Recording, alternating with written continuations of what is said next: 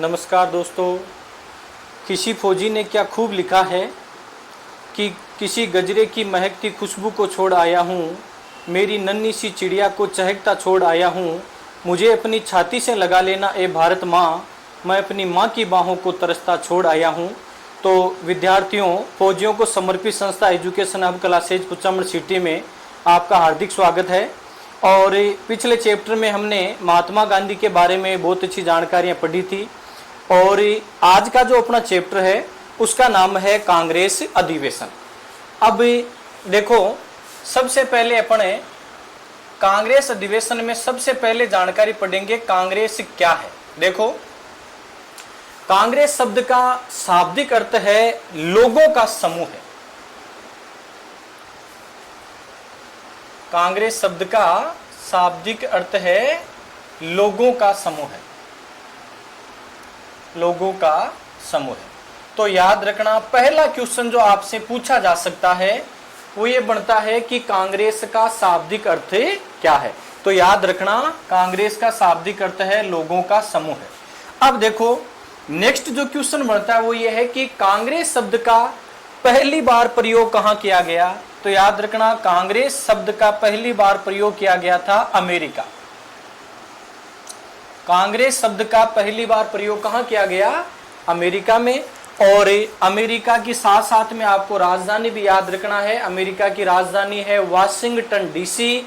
America की मुद्रा है डॉलर और अमेरिका के जो राष्ट्रपति हैं उनका नाम है डोनाल्ड ट्रंप। ये तीनों चीजें भी आप साथ में याद रख लेना कि अमेरिका की राजधानी वाशिंगटन डीसी, मुद्रा का नाम डॉलर और राष्ट्रपति है डोनाल्ड ट्रंप। अब देखो, ये भी याद रखना कि अमेरिका की जो संसद है, यानी भारत में जिसे पार्लियामेंट या संसद कहते हैं, उसी प्रकार अमेरिका की संसद का नाम क्या है? कांग्रेस है। जैसे अपने यहाँ कानून बनाने वाली संस्था, कानून बनाने वाली संस्था को भारत में क्या कहा जाता है? संसद या पार्लियामेंट कहा जाता है। उसी प्रकार अमेरिका में जो संसद है उसे क्या कहते हैं? कांग्रेस कहते हैं।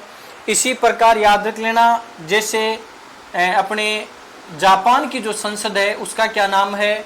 डाइट है। ऑस्ट्रेलिया की संसद का नाम क्या है? पार्लियामेंट है। ब्रिटेन की संसद का क्या नाम है? पार्लियामेंट है।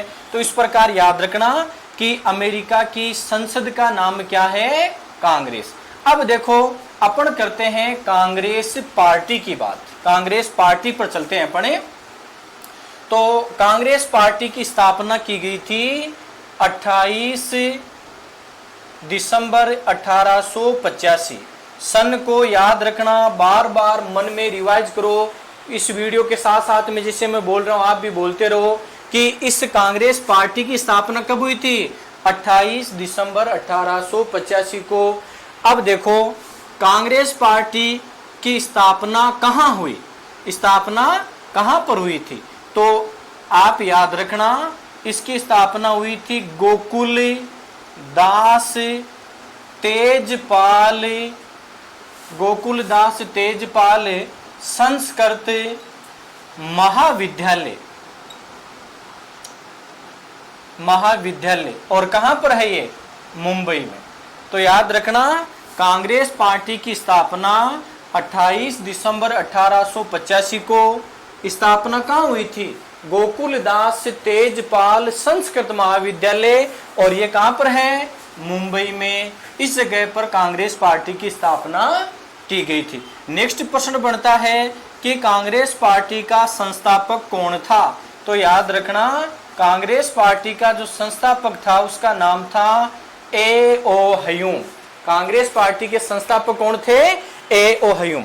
अब देखो विद्यार्थियों, पिछली बार एक एग्जाम थी, उसमें क्वेश्चन पूछा गया था कि जो कांग्रेस पार्टी के संस्थापक थे ए.ओ. ह्यूम, ये कौन थे?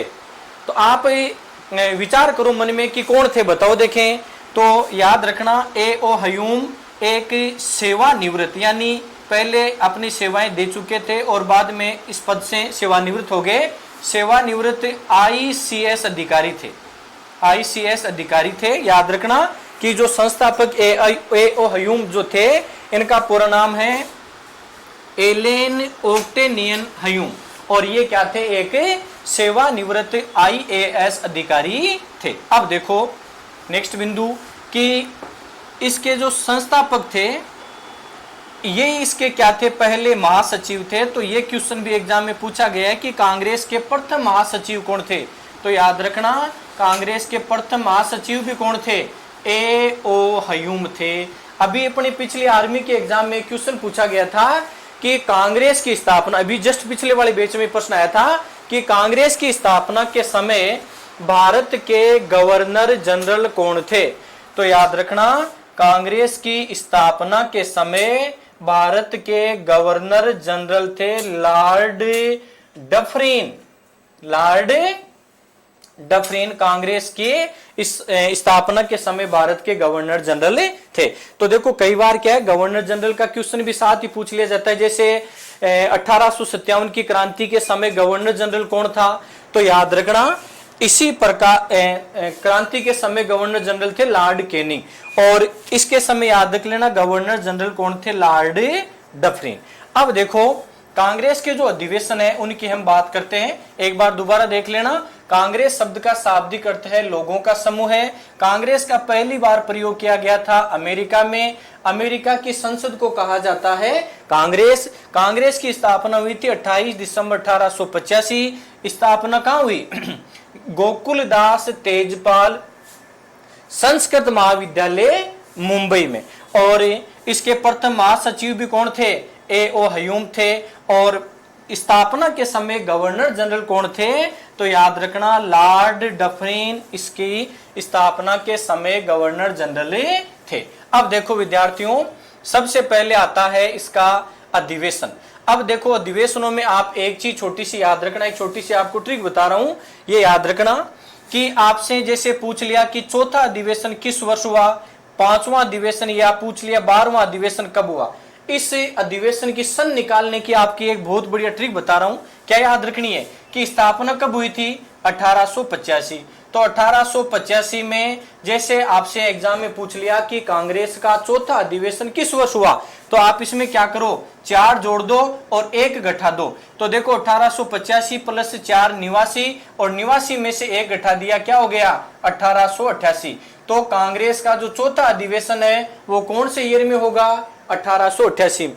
किसी भी साल का आपको कोई सा भी अधिवेशन ज्ञात करना है, कब तक 1929 तक, क्योंकि 1929 तक कांग्रेस के कंटिन्यू अधिवेशन हुए थे।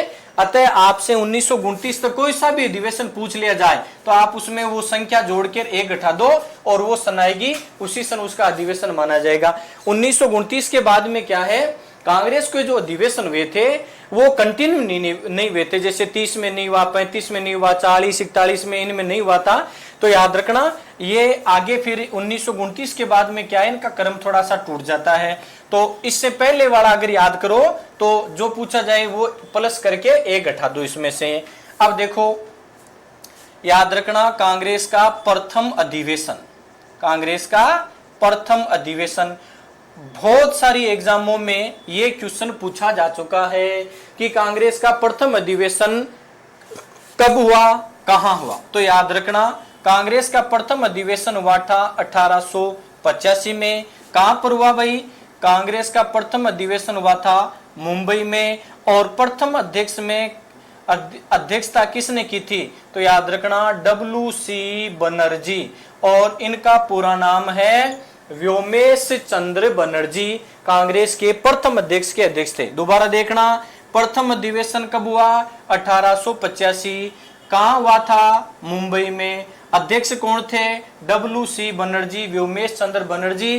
कितने लोगों ने भाग लिया, तो याद रखना 72 प्रतिनिधियों ने कांग्रेस के प्रथम अधिवेशन में भाग लिया था। दोबारा याद रखना देखो कांग्रेस का प्रथम अधिवेशन कब हुआ 1885। कहां पर हुआ, मुंबई में। अध्यक्ष कौन थे, WC बनर्जी। इनका पूरा नाम है व्योमेश चंद्र बनर्जी।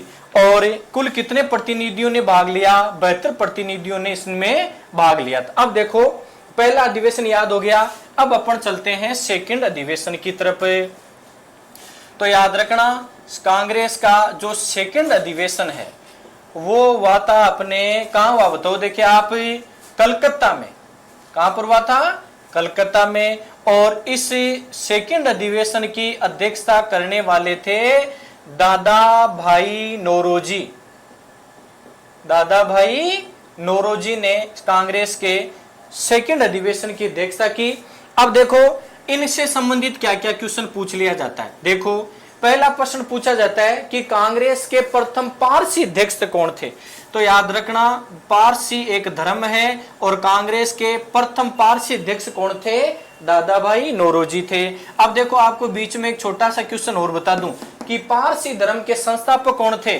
तो याद रखना पारसी धर्म के संस्थापक थे जरथुष्ट्र और इस धर्म की पवित्र पुस्तक का नाम है Jain Avesta.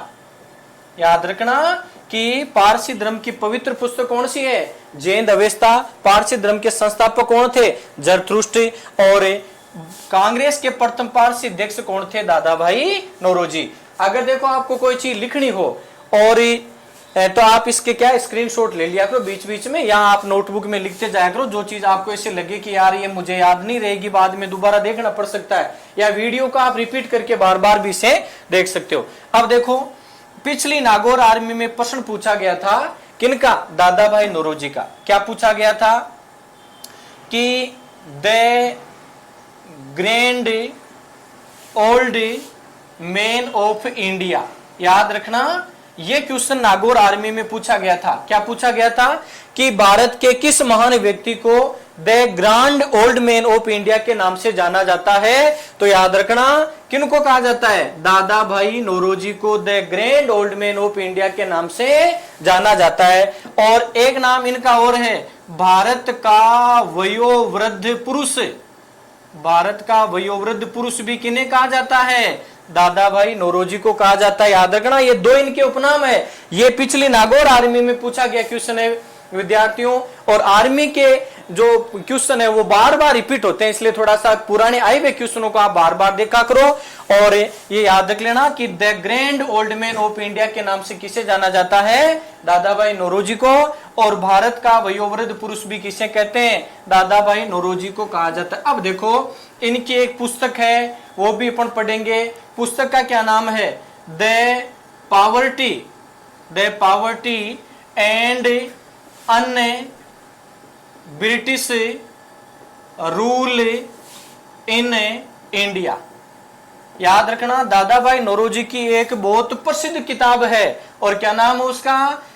The poverty and un British rule in India. और इस पुस्तक में दादा भाई नौरोजी ने धन निष्कासन का सिद्धांत भी दिया था। देखो एक तो इनका उपनाम जो मैंने आपको बताए, दो उपनाम, the grand old man of India और भारत का वयोवृद्ध पुरुष, आपको कंठस्थ करना है, एग्जाम में बहुत बार पूछा गया क्वेश्चन है। और इनकी वेरी वेरी मोस्ट पुस्तक जो है उसका नाम है, एक बार मेरे साथ आप रिवाइज भी करना मन में, the poverty and un British rule in India इनकी किताब का नाम है। और यह भी याद रखना दादा भाई नौरोजी के बारे में एक चीज और बता दूं कि ब्रिटेन की संसद में चुने जाने वाले पहले जो भारतीय थे वो कौन थे? दादा भाई नौरोजी थे। 1892 में ब्रिटेन की संसद के सदस्य भी चुने गए थे। तो देखो कांग्रेस का सेकंड अधिवेशन कहां हुआ है? कलकत्ता में। अध्यक्षता करने वाले दादा भाई नौरोजी। अब अपन आते हैं कांग्रेस के तीसरे अधिवेशन पर।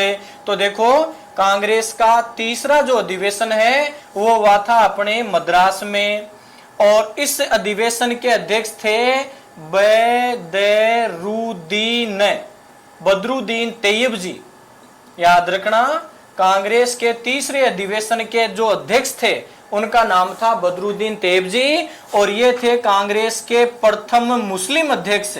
कांग्रेस के कौन थे? प्रथम मुस्लिम अध्यक्ष थे। याद रखना दो तीन बातें देखो, एक तो अधिवेशन की जगह याद रखना, तीसरा अधिवेशन कहां हुआ था? मद्रास में। अध्यक्ष कौन थे? बदरुद्दीन तैयब जी, और ये क्या थे? प्रथम इसके मुस्लिम अध्यक्ष थे। दोबारा देखना, तीसरा अधिवेशन कहां हुआ था? मद्रास में। अध्यक्ष कौन थे? बदरुद्दीन तैयब जी, और ये क्या थे? इसके प्रथम मुस्लिम अध्यक्ष थे। अब अपन आते हैं कांग्रेस के चौथे अधिवेशन में, और चौथा जो अधिवेशन है वो हुआ था इलाहाबाद में। इलाहाबाद अपने यूपी में आता है, और यहाँ गंगा, यमुना और अदृश्य सरस्वती का एक पवित्र त्रिवेणी संगम बढ़ता है और यहां पर ही अपने कुंभ का मेला भी आयोजित किया जाता है। तो देखो इलाहाबाद वाले जो अधिवेशन की अध्यक्षता करने वाले थे जॉर्ज यूले, किसने की थी अध्यक्षता? George Yule. और ये थे कांग्रेस के प्रथम अंग्रेज अध्यक्ष। कांग्रेस के प्रथम क्या थे? अंग्रेज अध्यक्ष थे। तो देखो ये जो मैंने कंटिन्यू आपको 4 अधिवेशन बताए हैं, ये तो आपको बिल्कुल कंठस्थ करने हैं। पहला वाला अधिवेशन है, मेरे साथ साथ बोलो, मुंबई में। दूसरा अधिवेशन है कलकत्ता में, तीसरा मद्रास में, चौथा इलाहाबाद में। और ये चारों के आपको स्थान और इनके अध्यक्ष याद रखने हैं। दोबारा देखना, चौथा अधिवेशन कहां हुआ था? इलाहाबाद में। अध्यक्ष कौन थे? George Yule. और प्रथम क्या थे? अंग्रेज अध्यक्ष थे। अब देखो अपन प्रत्येक अधिवेशन को नहीं पढ़ेंगे, जो मोस्ट है उन अधिवेशनों को पढ़ेंगे। तो देखो अब आगे अपन पढ़ते हैं 1896 का कलकत्ता अधिवेशन। 1896 का कलकत्ता अधिवेशन। इस अधिवेशन की अध्यक्षता की थी रहीमतुल्लाह सैयानी ने। इसकी अध्यक्षता की थी रहीमतुल्लाह सैयानी के द्वारा अध्यक्षता की गई थी। और इस अधिवेशन में पहली बार वंदे मातरम गाया गया। पहली बार क्या गाया गया था? वंदे मातरम गाया गया। अब देखो याद रखना, जैसे क्वेश्चन पूछ लिया जाता है कि पहली बार वंदे मातरम किस अधिवेशन में गाया गया, तो 1896 के कलकत्ता अधिवेशन में। और इसके अध्यक्ष थे रहीमतुल्लाह सैयानी और वंदे मातरम इसमें गाया गया था। अब देखो इससे संबंधित छोटी सी जानकारी और बता दूं कि वंदे मातरम के रचयिता जो थे उनका नाम है बंकिम चंद्र चटर्जी। इनका क्या नाम है? बंकिम चंद्र चटर्जी। और वंदे मातरम को गाने में जो समय लगता है वो है 1 मिनट और 5 सेकंड, या इसे अपन 65 सेकंड के नाम 65 सेकंड भी कह सकते हैं। एबसदे में कई बार दोनों में से एक वैसा भी दे दिया जाता है। तो वंदे मातरम को लिखने वाले थे बंकिम चंद्र चटर्जी और गाने में समय लगता है 1 minute 65 second, 1 minute 5 second oblique 65 second, दोनों में से कोई सा भी याद रख लेना। अब देखो इससे आगे अपन चलते हैं तो आता है 1905 का। 1905 में हुआ था बनारस में अधिवेशन। 1905 का बनारस अधिवेशन। और इस अधिवेशन की अध्यक्षता करने वाले थे गोपाल कृष्ण गोखले।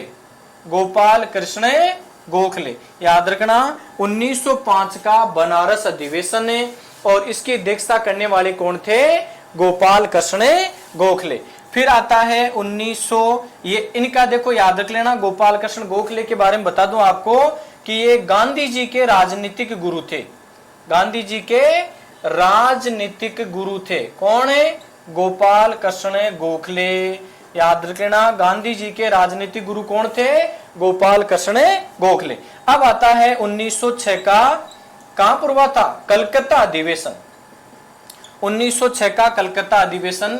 और इस अधिवेशन की फिर से अध्यक्षता करने वाले कौन थे? दादा भाई नौरोजी। दादा भाई नौरोजी के द्वारा इसकी अध्यक्षता की गई थी। और 1906 के कलकत्ता अधिवेशन में बाल गंगाधर तिलक ने 4 प्रस्ताव पास करवाए। कौन कौन से? एक तो याद रखना स्वराज्य, दूसरा याद रखना स्वदेशी, तीसरा याद रखना बहिष्कार, और चौथा याद रखना आपको भारतीय शिक्षा। भारतीय शिक्षा याद रखना।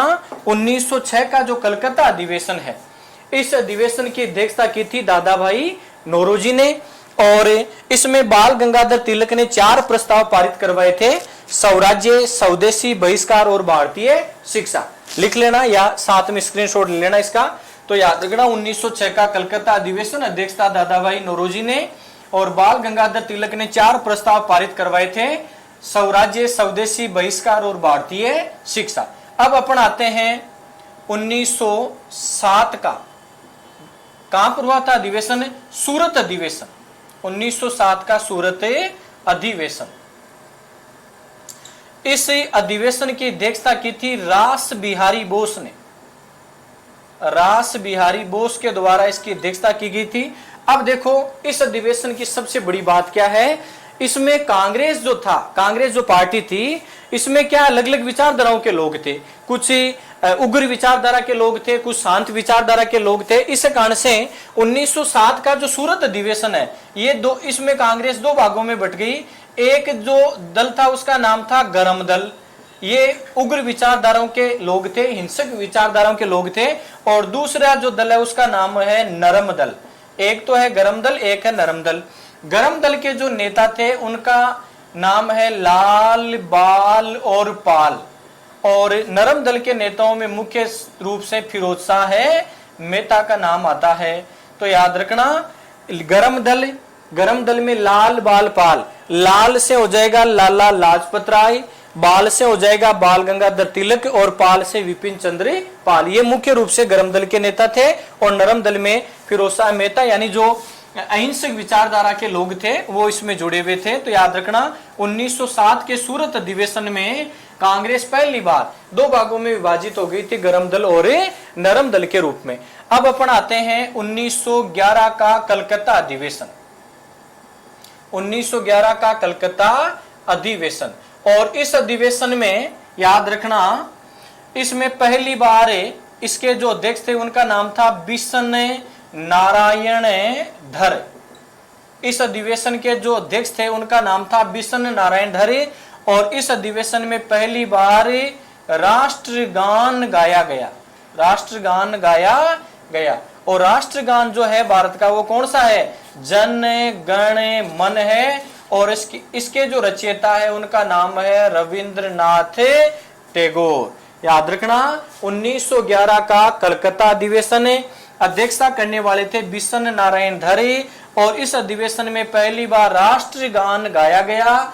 और इस राष्ट्रगान के जो रचयिता उनका नाम है रविंद्रनाथ टैगोर। और राष्ट्रगान गाने में समय कितना लगता है, 52 सेकंड का समय इसमें लगता है। तो देखो ये अपने कांग्रेस के मोस्ट जो अधिवेशन है उनकी अपन पढ़ाई कर रहे हैं। तो याद रखना कि 1911 का कलकत्ता अधिवेशन, अध्यक्ष थे बिशन नारायण धर। और राष्ट्रगान इसमें गाया गया। राष्ट्रगान जनगण मन है जिसके रचयिता रविंद्रनाथ टैगोर हैं। और गाने में समय कितना लगता है, 52 सेकंड का समय इसमें लगाया जाता है। अब देखो आगे अपने आता है 1916 का लखनऊ अधिवेशन। 1916 का लखनऊ अधिवेशन, इसकी अध्यक्षता करने वाले थे अंबिका चरण मजूमदार। याद रखना 1916 का जो लखनऊ अधिवेशन है इसकी अध्यक्षता करने वाले थे अंबिका चरण मजूमदार। और याद रखना इस लखनऊ समझौते में अपने बाल गंगाधर तिलक और एनी बिसेंट इन दोनों के सहयोग से क्या हुआ था, गरम दल और नरम दल में क्या हो गया था, समझौता हो गया था। याद रखना 1916 का लखनऊ अधिवेशन ने अध्यक्षता की थी अंबिका चरण मजूमदार ने। और बाल गंगाधर तिलक और एनी बिसेंट के सहयोग से पहली बार गरम दल और नरम दल में क्या हो गया था, समझौता हो गया था। और याद रखना 1916 में मुस्लिम लीग का अधिवेशन, मुस्लिम लीग का अधिवेशन भी कहां हुआ था, लखनऊ में आयोजित किया गया था। 1916 में मुस्लिम लीग भी क्या है, एक पार्टी है और उसके अधिवेशन भी होते थे। तो 1916 का लखनऊ अधिवेशन भी 1916 में मुस्लिम लीग ने भी लखनऊ में अधिवेशन किया था। अब अपने आते हैं 1917, और 1917 में जो अधिवेशन हुआ था कानपुर अधिवेशन। 1917 का कौन सा अधिवेशन है, कानपुर अधिवेशन है। और इस अधिवेशन की अध्यक्षता करने वाली थी एनी बिसेंट। अब देखो ये क्वेश्चन पिछली बार एयरफोर्स वाई ग्रुप में पूछा गया था कि कांग्रेस की क्या प्रथम महिला अध्यक्ष कौन थी। तो याद रखना कांग्रेस की प्रथम महिला अध्यक्ष जो बनी वो कौन थी, एनी बिसेंट। तो याद रखना 1917 का कानपुर अधिवेशन है और अध्यक्षता करने वाली कौन थी? Annie Besant. और यह है कांग्रेस की क्या थी? प्रथम महिला अध्यक्ष थी। अब अपन चलते हैं इनसे थोड़ा सा आगे। 1924 का बेलगांव अधिवेशन, 1924 का बेलगांव अधिवेशन। बेलगांव गांधी जी वाले चैप्टर मैंने आपको बताया था, कर्नाटक में है। और इसकी अध्यक्षता किसने की थी? गांधी जी के द्वारा इसकी अध्यक्षता की गई थी। आगे अपने आता है 1925 का कलकत्ता अधिवेशन, 1925 का कलकत्ता अधिवेशन। और इसकी अध्यक्षता की थी सरोजनी नायडू ने, सरोजनी नायडू के द्वारा इसकी अध्यक्षता की गई थी। अब इनसे संबंधित क्वेश्चन भी देखो, कई क्वेश्चन बनते हैं। देखो कैसे बनता है। एक तो यहां पर हमने भी पढ़ा था 1917 में प्रथम महिला अध्यक्ष एनी बेसेंट थी। और यहां याद रखना कि कांग्रेस की प्रथम भारतीय महिला अध्यक्ष, कांग्रेस की प्रथम भारतीय महिला अध्यक्ष कौन थी? सरोजनी नायडू थी। अब देखो सरोजनी नायडू से संबंधित आप एक दो क्वेश्चन और याद रख लेना। क्या याद रखना है? एक तो ये याद रखना है कि ये भारत की प्रथम क्या थी? महिला राज्यपाल थी। महिला राज्यपाल कौन थी? सरोजनी नायडू। और भारत की प्रथम महिला मुख्यमंत्री कौन थी? सुचेता कृपलानी। और ये दोनों यूपी राज्य से, ये राज्यपाल यूपी की बनी थी और वो मुख्यमंत्री यूपी की बनी थी, याद रख लेना। तो 1925 का कलकत्ता अधिवेशन, अध्यक्षता करने वाली सरोजनी नायडू, प्रथम भारतीय महिला अध्यक्ष। सरोजनी नायडू भारत की प्रथम महिला राज्यपाल थी और प्रथम महिला मुख्यमंत्री का नाम है सुचेता कृपलानी। अब देखो आता है 1929 का लाहौर अधिवेशन, याद रखना 1929 का लाहौर अधिवेशन। रावी नदी के किनारे बसा हुआ शहर है लाहौर। 1929 का लाहौर अधिवेशन। और अध्यक्षता की थी पंडित जवाहरलाल नेहरू ने। इसकी अध्यक्षता किसने की थी? पंडित जवाहरलाल नेहरू के द्वारा अध्यक्षता की गई। और इसी अधिवेशन के तहत पहली बार अपने 26 जनवरी 1929 को क्या मनाया गया था? स्वाधीनता दिवस मनाया गया था। स्वाधीनता दिवस से मनाया गया था पहली बार। इस 1929 के लाहौर अधिवेशन में अध्यक्षता करने वाले कौन थे? पंडित जवाहरलाल नेहरू। और इसी के तहत पहली बार 26 जनवरी को स्वाधीनता दिवस मनाया गया था। अब आता है 1931 का कराची अधिवेशन, 1931 का कराची अधिवेशन। और इस अधिवेशन की अध्यक्षता करने वाले कौन थे? सरदार वल्लभ भाई पटेल, सरदार वल्लभ भाई पटेल इसके अध्यक्ष थे, याद रखना। 1931 में कराची अधिवेशन और इसकी अध्यक्षता करने वाले थे सरदार वल्लभ भाई पटेल। सरदार वल्लभ भाई पटेल के बारे में याद रखना कि ये भारत के क्या थे? ये अपने रिलेशन वाली आर्मी भर्ती में पूछा गया था। भारत के प्रथम उप प्रधानमंत्री कौन थे? तो याद रखना भारत के प्रथम उप प्रधानमंत्री और भारत के प्रथम गृह मंत्री दोनों याद रख लेना कौन थे? सरदार वल्लभ भाई पटेल थे। इन्हें भारत का लौह पुरुष भी कहा जाता है। अब देखो अधिवेशन चलते रहते हैं, बीच बीच में कई साल में रुकते भी हैं, कई बार चलते रहते हैं। अब अपने को एक याद रख लेना है 1938 का हरिपुरा अधिवेशन। ये अपने अभी कोई एग्जाम थी फर्स्ट ग्रेड वाली, उसमें शायद पहले पेपर में पूछा गया था हरिपुरा अधिवेशन। और इसकी अध्यक्षता की थी सुभाष चंद्र बोस के द्वारा, सुभाष चंद्र बोस के द्वारा इसकी अध्यक्षता की गई थी, याद रख लेना। 1938 का हरिपुरा अधिवेशन, सुभाष चंद्र बोस ने इसकी अध्यक्षता की थी। अब देखो कई क्वेश्चन और भी बढ़ते हैं, जैसे कांग्रेस के सर्वाधिक बार अध्यक्ष कौन रहे? तो याद रख लेना सर्वाधिक बार अध्यक्ष रहे थे दादा भाई नौरोजी।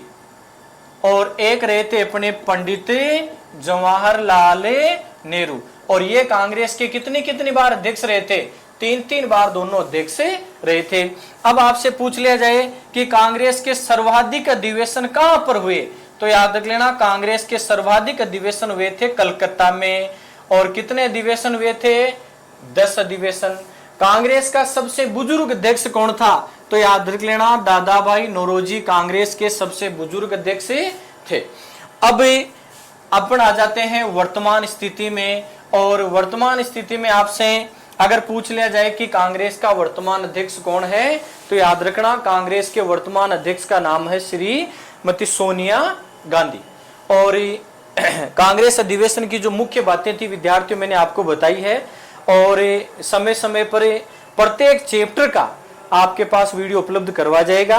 आप इसमें रुचि लें, अपने जो मित्र हैं उनको भी बताएं, और संस्था द्वारा बनाए गए YouTube चैनल को सब्सक्राइब करें, लाइक करें, शेयर करें। धन्यवाद विद्यार्थियों।